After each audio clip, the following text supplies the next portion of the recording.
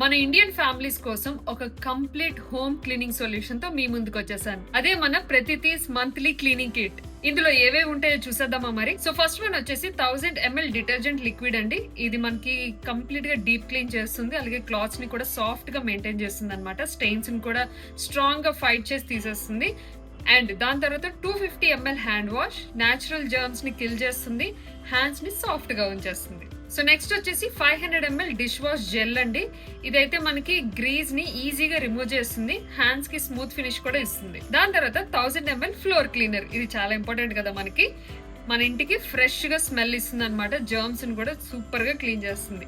దీని తర్వాత 1000 ml toilet cleaner కూడా వస్తుంది.